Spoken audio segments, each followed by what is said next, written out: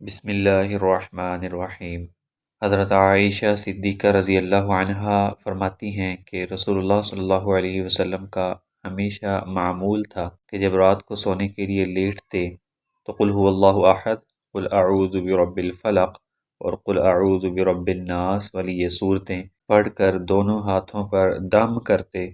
اور جہاں تک آپ صلی اللہ علیہ وسلم کے ہاتھ پہنچ سکتے ان کو جسم مبارک پر پھیرتے، پہلے سر اور چہرے پر اور جسم کے سامنے کے حصے پر ہاتھ پھیرتے، 3 دفعہ یہ عمل کرتے تھے۔ حضرت خالد بن ولید رضی اللہ عنہ نے رسول اللہ صلی اللہ علیہ وسلم سے شکایت کی کہ مجھے رات کو نیند نہیں آتی، تو رسول اللہ صلی اللہ علیہ وسلم نے ارشاد فرمایا، جب تم بستر پر لیٹو تو اللہ تعالیٰ سے یہ دعا کرو، اللہم رب السماوات السبع وما اضلت ورب الارضین وما اقلت ورب الشیاطین وما اضلت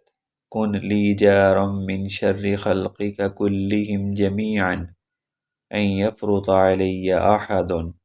او ان یبغى علی عز جارک وجل ثناؤک ولا الہ غیرک لا الہ الا انت۔ حضرت حفصہ رضی اللہ عنہا سے روایت ہے کہ رسول اللہ صلی اللہ علیہ وسلم کا معمول تھا کہ جب آپ صلی اللہ علیہ وسلم سونے کا ارادہ فرماتے تو اپنا دایاں ہاتھ رخسار مبارک کے نیچے رکھ کر لیٹ جاتے اور 3 دفعہ یہ دعا پڑھتے تھے، اللہم قنی عذابک یوم تبعث عبادک،